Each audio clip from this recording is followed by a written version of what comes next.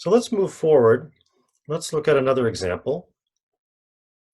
And now what we want to do is try to more deeply understand what happens to our mathematics, or in this particular case, the work energy theorem, if we choose to subdivide a particular scenario, physical problem, into various subsystems.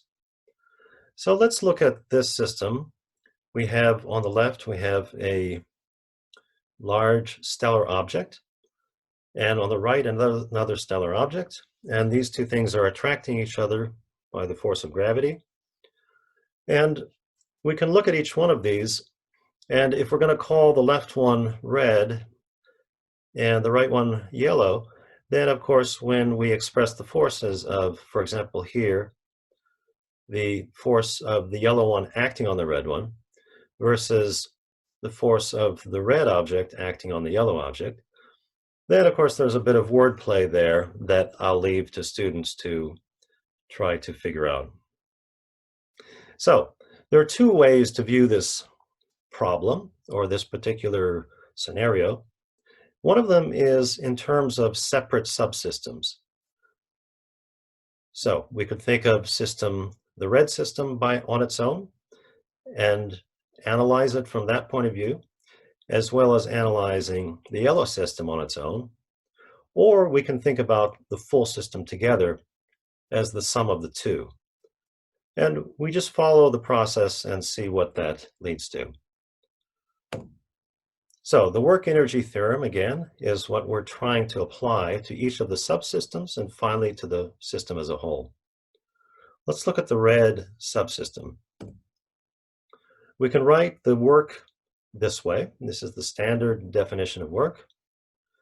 And the reason why, of course, the work is non-zero is because from the point of view of the red object, there's an external force acting on it. Therefore, work is non-zero. And precisely, we're going to have to use the force of the yellow object acting on the red one and take that dotted into a small or infinitesimal displacement vector as usual. And the work energy theorem tells us that we have to be able to equate that to a change in energy of the red object. And what is the form of energy that's being changed? Or what is the quantity of interest here? And we can see by thinking about the problem a little bit more that it's simply going to be the kinetic energy of the red object. So we can go one step further and we can equate these two quantities, the change in kinetic energy and the work done. And another way to express that is by writing the difference of the two equal to zero. Of course, we can do the same thing for the yellow object. And now the work done on the yellow object is going to be due to the force of the red one acting on the yellow one. So notice, of course, the forces are different in this sense. So this is the force of the yellow on the red. In this case, it's the force of the red acting on the yellow. And we take the dot product with the displacement vector of the yellow object as the yellow object actually displaces. And we can then follow the same step as we just did, and we can say that the work energy theorem tells us that that work done on the yellow object must be equal to the change in its kinetic energy, translational kinetic energy.